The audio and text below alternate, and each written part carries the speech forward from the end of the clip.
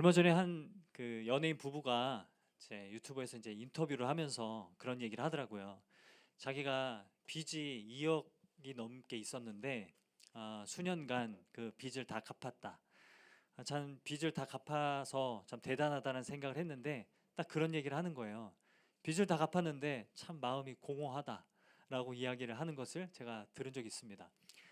그 마음이 뭔지 좀 느껴졌습니다. 공허하다라는 마음. 빚을 다 갚고 나면 이제 정말 행복할 것 같았는데 막상 빚을 다 갚고 나니까 마음이 공허한 마음이 들었다라는 것이죠.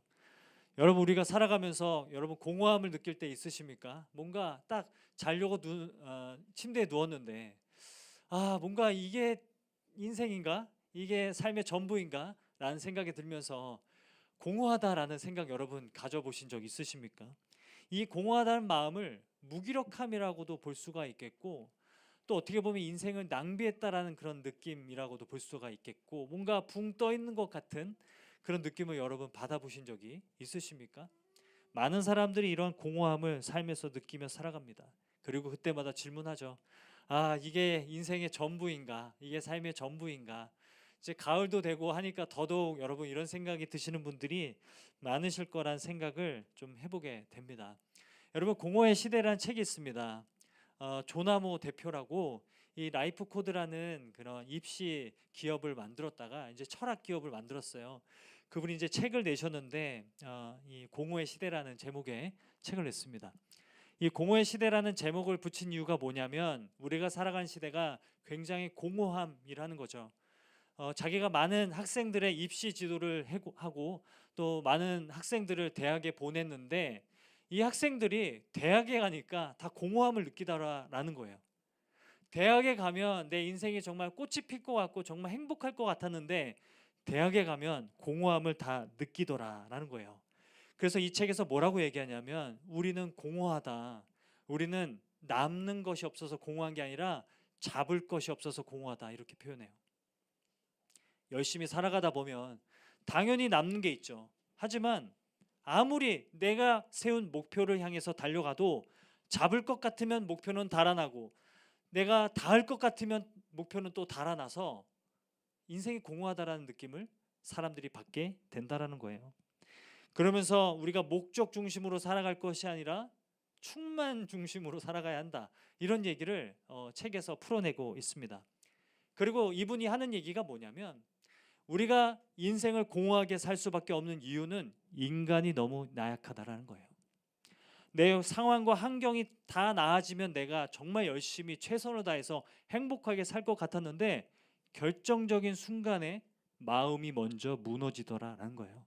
상황과 환경은 다 괜찮아졌는데 이제 멘탈이 흔들리기 시작하다라는 거예요. 그래서 인생은 공허하다. 우리의 삶은 공허할 수밖에 없다라는 이야기를 이 책에서 하고 있다라는 거예요. 여러분, 성경은 인생이 공허하다는 것을 깨달아가는 게 지혜라고 말씀합니다. 그리고 우리가 그만큼 연약할 수밖에 없다는 것을 깨달아가는 것이 그것이 지혜의 근본이라고 이야기하는 것이죠.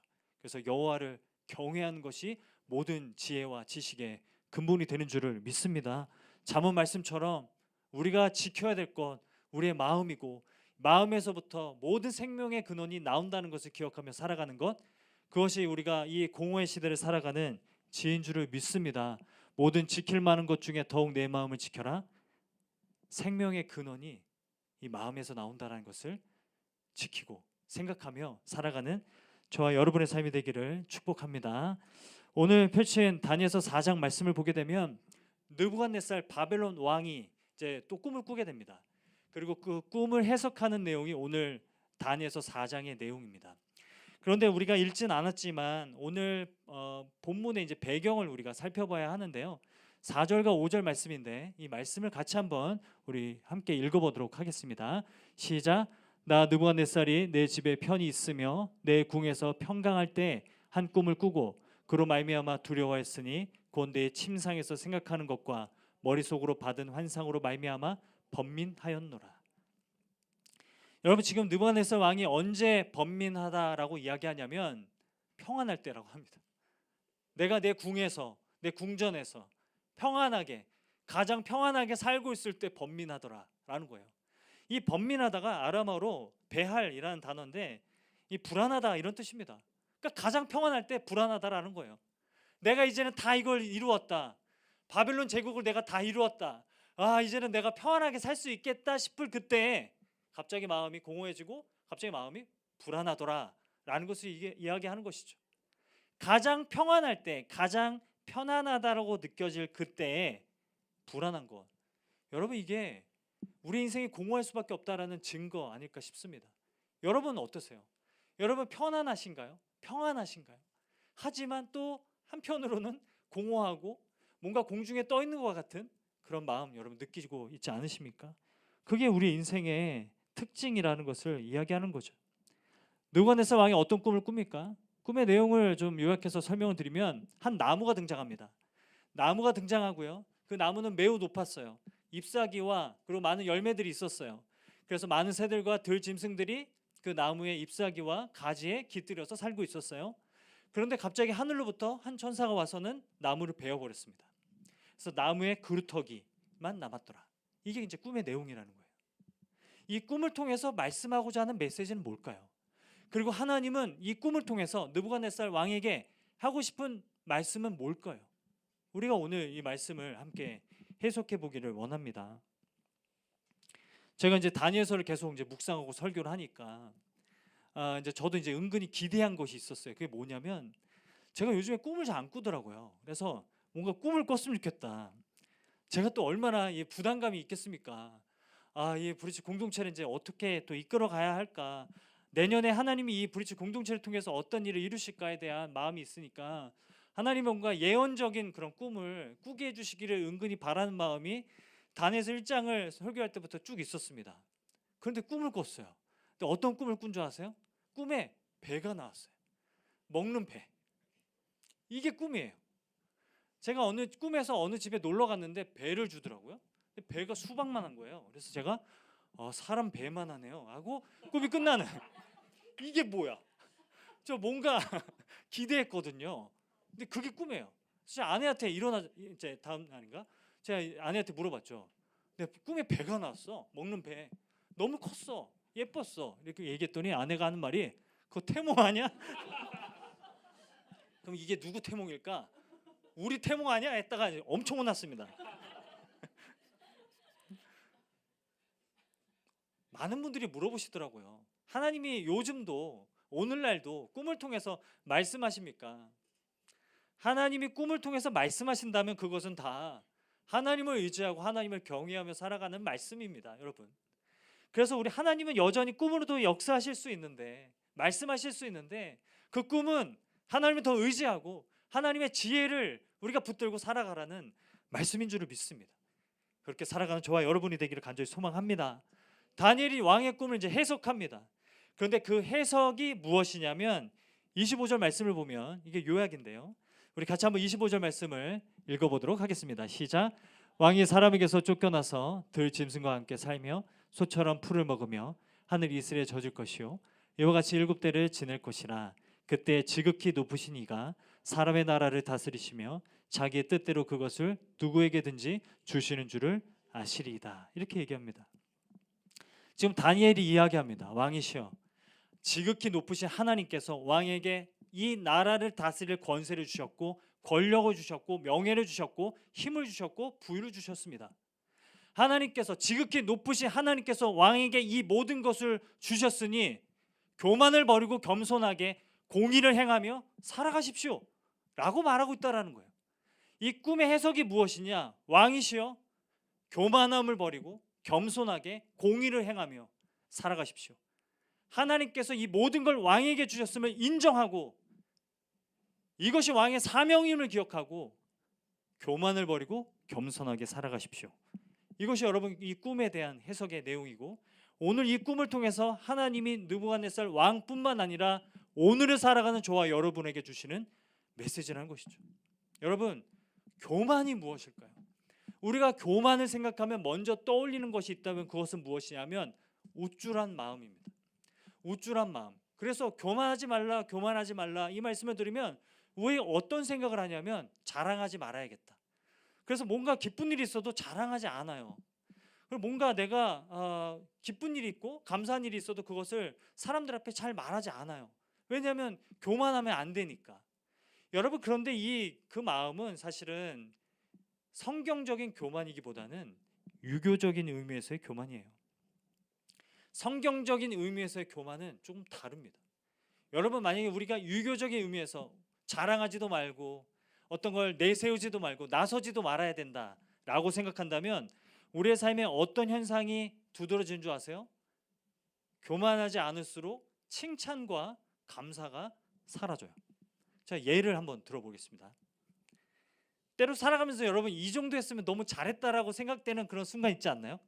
오늘 내가 너무 잘한 것 같아, 이런 뿌듯함이 드는 순간들 여러분 있으시잖아요. 저도 이제 가끔 그래요. 집에서 이제 화장실 청소를 할 때 화장실 청소가 너무 잘 된 거예요. 와, 이거는 뭔가 사진으로 찍어두고 싶다라는 생각이 들 정도로 너무 잘 된 거예요. 거울을 닦았는데 얼룩이 하나도 안 남아요. 여러분, 그런 적 있으세요? 그러면 너무 막 뿌듯한 거예요. 바닥도 너무 깨끗하고 너무 깨끗하다. 그러면 그런 날은 아내가 좀 보라고 화장실 문을 좀 열어둡니다. 그리고 안 보면 지금은 화장실 쓰지 말라고 막 이렇게 얘기를 해요. 그러면 아내가 와서 쓱 봐요. 그러면 고마워 하고 그냥 지나가요. 칭찬은 안 해줘. 너무 칭찬을 안 해주는 거예요. 저기 거품이 좀 있네 막 이러고 칭찬을 안 해주는 거예요. 그래서 제가 이 마음이 쌓여가지고 나중에 한번 진지하게 물어봤어요. 근데 왜 나 칭찬 안 해줘? 라고 물어봤어요. 대놓고. 근데 아내가 뭐라고 한 줄 아세요? 교만해질까 봐 라고 얘기하는 거예요.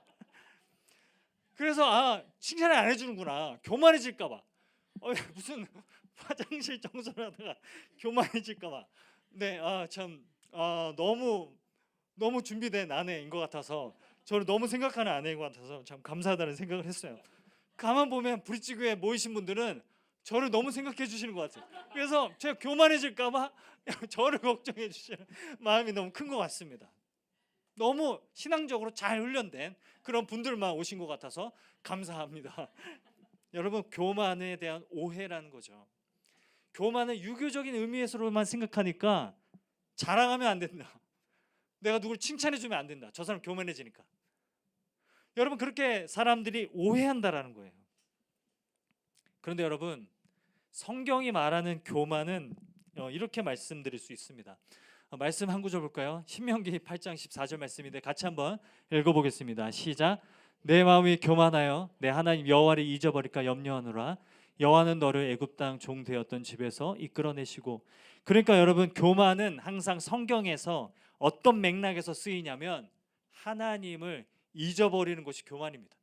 이걸 다른 말로 바꾸면 하나님을 잊고 다른 사람을 생각하지 않고 오로지 모든 생각이 나에게 집중된 상태가 교만입니다. 성경적인 의미에서의 교만의 정의는 무엇이냐면 모든 생각이 나에게만 가 있는 거예요. 그래서 여러분, 우리가 골몰하게 염려하거나 골몰하게 나의 부족함과 연약함에 대해서 묵상하고 있다면 그것 또한 교만일 수 있다는 거죠. 그래서 여러분, 교만한 사람의 특징이 뭔지 아세요? 진짜 자기밖에 몰라요. 여러분, 옆에 있는 분들에게 인사해 볼까요? 정말 자기밖에 몰라요. 이렇게 인사해 보겠습니다. 정말 자기밖에 몰라요. 이게 여러분, 성경이 말하는 교만의 의미라는 거예요. 그렇다면 여러분, 반대로 겸손은 무엇일까요? 성경에서 제가 묵상하면서 이거는 정말 겸손을 잘 설명해 주는 구절이다 싶어서 제가 가져왔는데, 우리가 같이 한번 읽어볼까요? 미가서 6장 7절 8절 말씀인데 우리 같이 한번 큰 목소리로 한번 읽어보도록 하겠습니다. 시작. 여호와께서 천천의 순양이나 만만의 강물 같은 기름을 기뻐하실까? 내 허물을 위하여 내 맏아들을 내 영혼의 죄로 말미암아 내 몸의 열매를 드릴까? 사람아, 주께서 선한 것이 무엇임을 내게 보이셨나니 여호와께서 내게 구하시는 것은 오직 정의를 행하며 인자를 사랑하며 겸손하게 내 하나님과 함께 행하는 것이 아니냐. 여러분, 이 말씀의 맥락을 보면 여러분, 겸손이 무엇인지를 강조하고 있는데요. 겸손이 뭐예요? 나를 생각하지 않는 겁니다.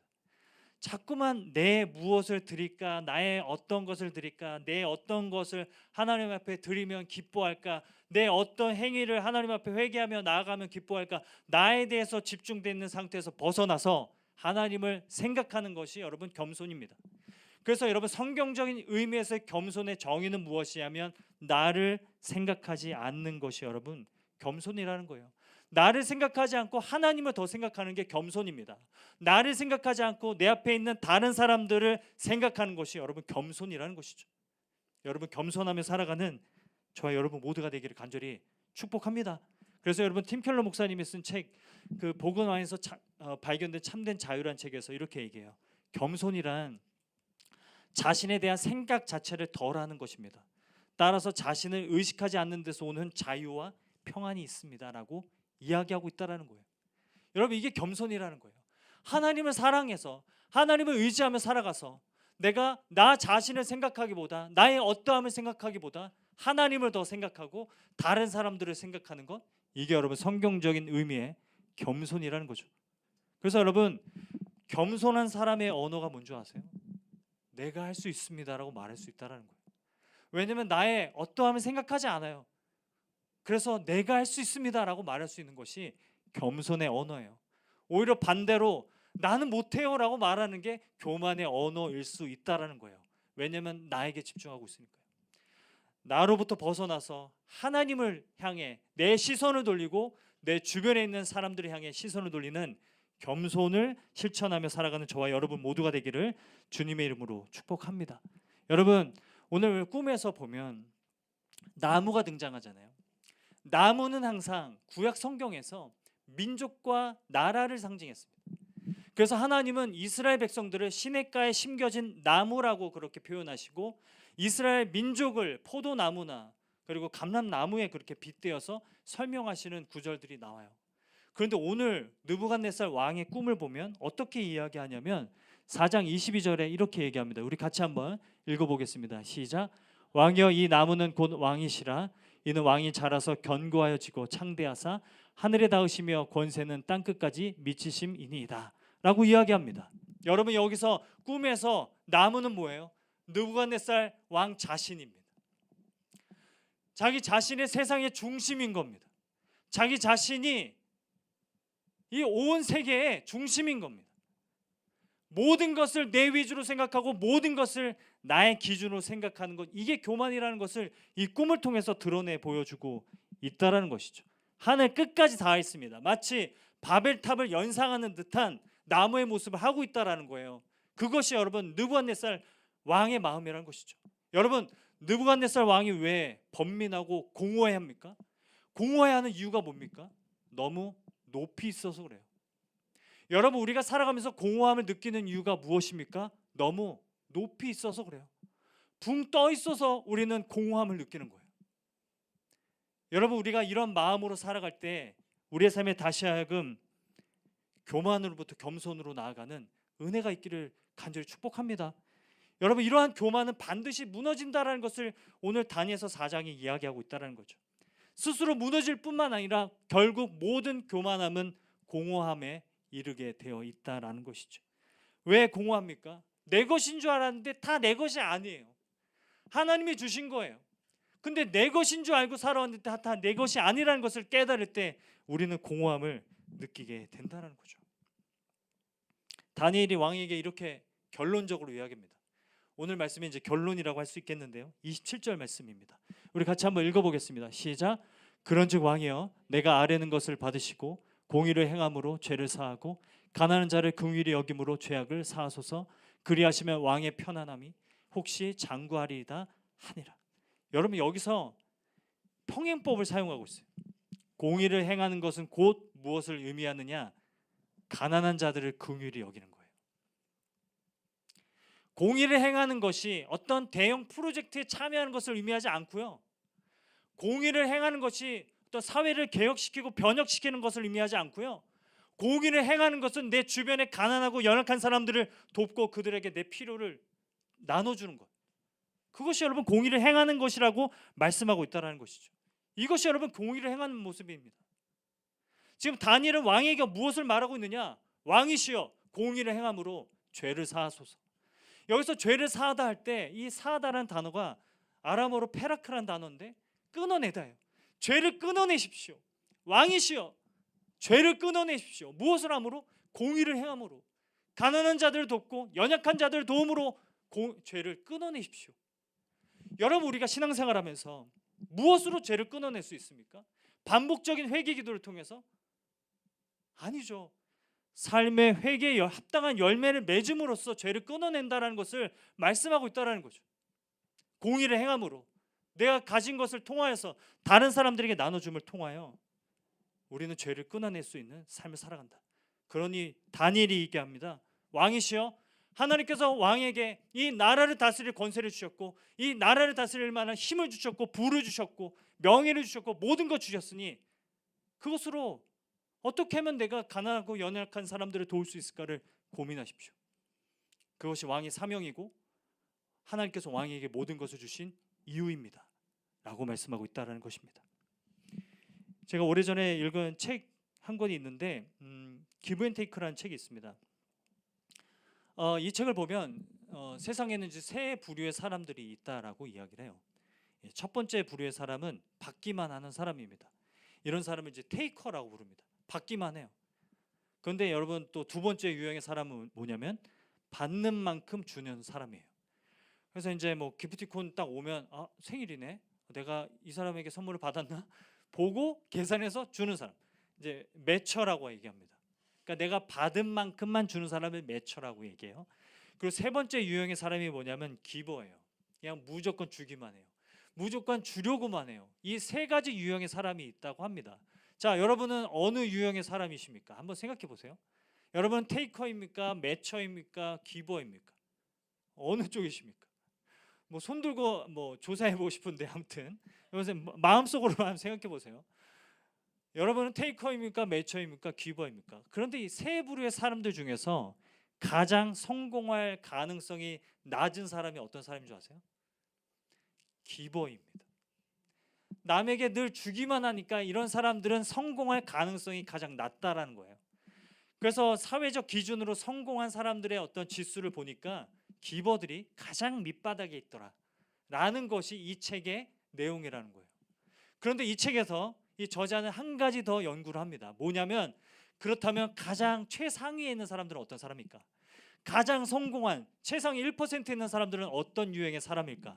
여러분, 결과가 뭔지 아세요? 역시 기버입니다.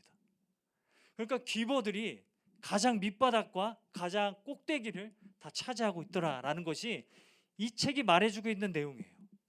그래서 이 책을 통해서 저자가 강조하는 것이 무엇이냐면 이렇게 결론을 내립니다. 기버들은 가난하게 시작한다. 하지만 시간이 흐르면 흐를수록 기버들은 결국에는 오랫동안 성공한다.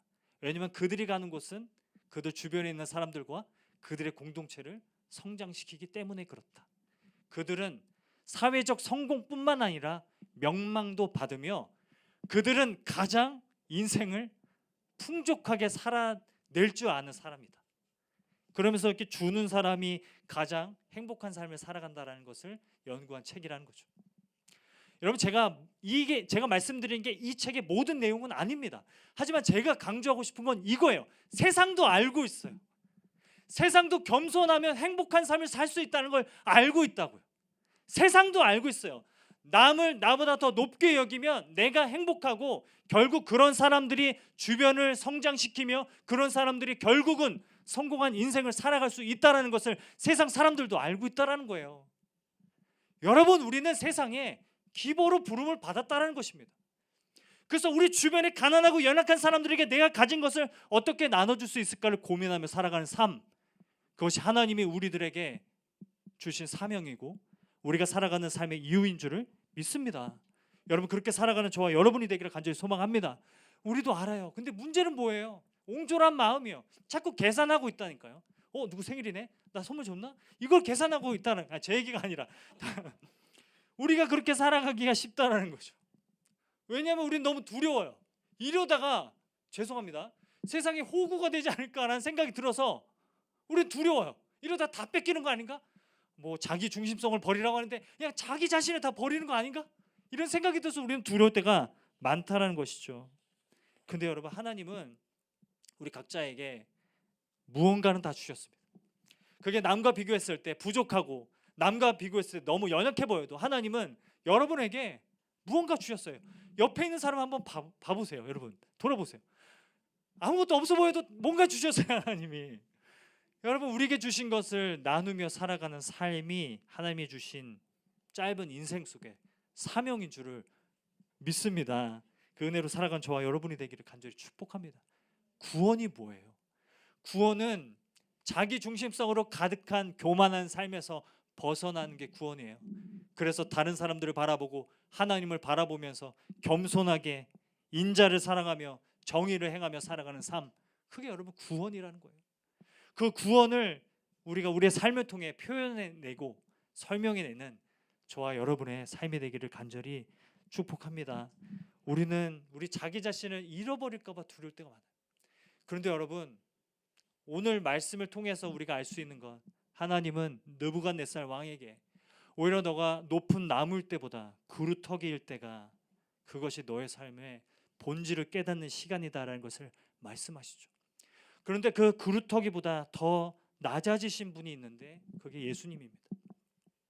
예수님께서 이 땅에 오셔서 이렇게 말씀하시죠. 내가 진실로 진실로 너에게 이르노니 한 알의 밀이 땅에 떨어져 죽지 아니하면 한 알 그대로 있고 죽으면 많은 열매를 맺느니라. 예수님은 그루터기보다 더 밑에 계십니다. 예수님은 하나님의 밀로 땅에 떨어져서 그 죽어져서 많은 열매를 맺을 수 있다라는 것을 말씀하시는 분이십니다. 이런 분이 우리와 함께 계시기 때문에 우리가 이 세상 공허함의 시대를 살아가는 우리의 마음 가운데 더욱더 예수 그리스도의 길을 따라가 살아가는 저와 여러분의 은혜가 있기를 간절히 축복합니다. 여러분, 요즘에 한국교회가 방황하고 있다는 이야기를 참 많이 들어요. 많은 분들이 진단합니다. 한국교회가 방황하고 있다고요. 성도들이 방황하고 있다고요. 길을 찾지 못한다고요. 어떻게 살아가야 될지 막막해 한다고요. 여러분, 오늘 말씀을 통해서 우리에게 주신 사명이 있음을 기억하고 공의를 행하며 인자를 사랑하며 겸손히 행하는 것, 하나님과 동행하는 삶을 살아가는 저와 여러분 모두가 되기를 소망합니다. 우리에게 주신 것을 우리가 누리고 우리가 높아져서 허공에 떠서 공허한 마음을 느끼고 살아가는 것이 아니라 더욱 낮아져서 그루터기보다 더 낮아져서 하나님의 미랄로 살아가는 삶, 그 안에서 사명을 찾아 살아내는 저와 여러분이 되기를 간절히 축복합니다. 제가 지난주에 아침에 일어났는데 안경이 부러져 있는 거예요. 이 안경이에요. 안경이 이제 오른쪽 다리가 부러져 있었어요. 제가 몸으로 눌렀나 봐요. 잘 모르겠어요. 안경이 부러져 있어가지고 안경을 이제 고치러 갔습니다. 이제 테이프로 막 이렇게 둘둘 이렇게 묶어놓은 다음에 안경점에 갔는데 이 안경은 너무 정교하게 부러졌으니 공장에 들어가야 됩니다. 이렇게 얘기하는 거예요. 그래서 안경도 공장에 들어가는구나 라고 하고 얼마나 걸려요? 했더니 2주 걸린다는 거예요. 그래서 안경을 맡기고 제가 나왔어요. 근데 이제 그냥 안경 없이 다닐 수가 없잖아요. 그래서 그냥 공짜 뿔테를 이제 급하게 맞춰가지고 쓰고 다녔어요. 쓰고 다니는데 이제 가족들이 어색해하는 거예요. 그래서 아빠 너무 코만 도드라져 보여 막 이렇게 얘기하는 거예요. 제가 그 얘기를 듣고 제가 더 이상 이 안경을 쓸 수가 없는 거죠. 그래서 막 벗고 다니기도 하고 못 쓰겠다. 왠지 막 머리가 아픈 것 같기도 하고 막 여기가 쪼여드는 것 같기도 하고 그래서 제가 빨리 그 2주가 지나서 그 안경을 되찾았으면 좋겠다라고 생각하고 있었어요. 근데 안경점에서 그날 전화가 온 거예요. 전화가 오더니 이런 얘기를 하시는 거예요. 손님이 다녀가고 어떤 손님이 오셨는데 손님하고 똑같은 안경 뿔테예요. 근데 그 손님은 왼쪽 다리가 부러졌어요. 그래서 제가 손님 안경이랑 그분의 이제 오른쪽 다리랑 합쳐가지고 조립해 놨습니다. 오셔서 찾아가세요. 그래서 그날 저녁에 제가 안경을 찾으러 갔습니다. 찾으러 가서 안경을 이렇게 쓰고 막 너무 감사하다 이러고 있는데 그분이 저에게 이렇게 말씀하시는 거예요. 제가 안경점을 하고 나서 이렇게 감격스러운 일은 처음이다. 제가 안경사를 하고 이렇게 뭔가 기쁜 건 처음이에요 라고 얘기하시면서 울먹거리시는 거예요. 제 앞에서 뭔가 좋은 일이 있으실 것 같아요 이렇게 얘기하는 거예요. 근데 뭔가 그 순간 그분이 하나님이 보내주신 선지자처럼 뭔가 위로가 되고 저도 울컥했어요. 뭔가 좋은 일이 일어나실 것 같아요 라고 얘기하는데 그러면서 그분이 막 이런 일이 어떻게 있을 수가 있죠? 손님이 다녀가자마자 어떤 손님이 와서 똑같은 안경테를 어떻게 이렇게 두고 가실 수가 있죠? 라고 막 얘기하시는 거예요. 그러면서 막 사진을 찍으라고 사진을 찍어서 이걸 남겨놓으시라고. 그래서 제가 사진을 찍었어요. 이 안경이에요. 너무 신기한 거예요. 이거 너무 오래 보내드리면 이제 설교는 기억 안 나고 이것만 기억나니까 넘기겠습니다. 제가 돌아오면서 이 안경을 쓰고 돌아오면서 그 생각을 했어요. 그분이 행복을 느낀 건 그분 마음이 낮아졌기 때문이다. 그분이 행복을 느끼고 감동을 받았던 건 나 자신이 아니라 다른 사람을 생각했기 때문이다. 여러분, 아무리 세상이 공허해도 우리 주변에는 행복한 일들이 참 많습니다. 근데 우리가 공허한 이유는 무엇이냐면 우리가 너무 붕 떠 있기 때문에 그렇다는 거예요. 모든 것을 다 내 것이라고 생각하고 있기 때문에 그렇다는 거예요. 하나님이 우리의 삶에 아주 세심하게 이 안경 다리까지도 책임지시는 하나님이 함께하고 계시는데 그것을 인지하지 못할 때 우리는 공허할 수밖에 없습니다. 우리는 하나님 없이는 바람에 날리는 겨와 같이 공허할 수밖에 없는 존재라는 거 기억하고, 우리가 다시 한번 시냇가에 심겨진 나무라는 사실을 기억하고 나무로서의 사명과 정체성을 기억하며 살아가는 저와 여러분 모두가 되기를 간절히 축복합니다. 공허한 세상 속에서 다시 복음적인 시선을 회복하고 복음적인 안경을 되찾는 저와 여러분의 삶이 되기를 주님의 이름으로 축원드립니다. 여러분, 말씀을 맺겠습니다. 제가 친한 목사님과 이제 통화를 하다가 오래전에 보았던 다큐멘터리 그리고 책을 그 책 제목이 뭐지 하고 이제 이야기를 하다가 제가 오래전에 청년 때 보았던 그 다큐멘터리를 다시 보고 그 책을 찾아서 다시 그 책의 내용을 다시 한번 리마인드를 했어요. 가난한 자는 복이 있나니라는 책이에요. 최춘선 할아버지 이야기입니다.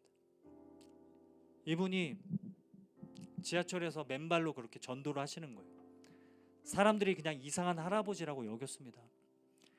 그런데 이분이 청년들을 볼 때는 다 용돈 나눠주시고 계란을 삶고 다니시면서 삶은 계란을 이렇게 나눠주면서 전도하셨던 분이에요.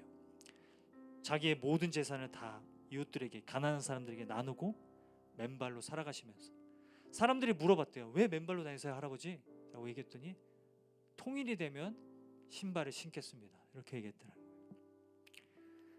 알고 보니까 이분이 김구 선생님과 함께 독립운동을 했던 최춘선 목사님이시더라고요. 근데 제가 이분 다큐멘터리 보면서 마지막 장면에 이제 할아버지가 이제 지하철에서 마지막 날에도 그분이 돌아가시는 그날에도 계속 전도하시면서 앉아서 꾸벅꾸벅 조시다가 예수 믿으세요, 예수 믿으세요 하다가 그냥 돌아가셨어요. 제가 청년 때 봤을 때는 너무 안타까워서 눈물이 났었습니다. 너무 가여워 보여서 눈물이 났었습니다. 그런데 제가 다큐멘터리 다시 보는데 너무 행복해 보이는 거예요. 이 모습이 공허함이라고는 전혀 찾아볼 수 없는, 너무 인생이 꽉 들어차 있는 인생처럼 보였기 때문에 눈물이 났습니다. 이렇게 자기의 사명을 알고 살아가는 사람들은 공허하지 않습니다. 잠시 공허함이 바람이 분달지라도 그런 인생은 공허하지 않습니다. 저와 여러분의 삶이 이런 삶이 될 수 있었으면 좋겠습니다. 설교를 준비하면서 저는 그런 생각했습니다. 여러분, 참 살면서 우리가 공허함을 느끼기 쉬운 계절이고 공허함을 느끼기 쉬운 그런 시간을 또 보내고 있습니다. 3월부터 우리가 또 열심히 또 교회를 세워보겠다고 노력하고 각자의 어려움 속에서 여러분 열심을 최선을 다하셨기 때문에 공허함을 느낄 수밖에 없는 시간을 보내고 있다고 생각해요. 여러분, 우리가 공허한 건 열심히 살았는데 더 열심히 살아야 될 시간들이 다가오고 있기 때문에 그렇습니다. 간신히 버텼는데 또 버텨야 될 것 같아서 공허합니다. 상처가 이미 가득한데 또 상처를 움켜쥐고 살아야 될 것 같아서 우린 공허합니다. 그런데 여러분, 이걸 기억하십시오. 공허함 속에도 하나님이 일하십니다. 우리의 공허함 속에도 하나님이 일하십니다. 우리의 공허함 속에도 하나님은 우리를 내버려 두지 않으십니다. 시냇가에 심겨진 나무가 뿌리가 흙을 붙들고 있는 것이 아니라 그 흙이 뿌리를 붙들고 있는 것처럼 하나님은 우리를 붙들고 계십니다. 우리는 잠시 잠깐 공허함의 바람을 느낄 뿐 우리의 인생은 절대로 공허하지 않습니다. 왜냐하면 예수 그리스도의 하나님의 미랄이 우리 안에 있기 때문인 줄 믿습니다. 그 은혜로 살아가며 공함 속에서도 하나님이 우리를 진리 가운데로 인도하시고 우리를 결국 빛 가운데로 인도하실 것을 기억하며 살아가는 저와 여러분의 삶이 되기를 주님의 이름으로 축원드립니다.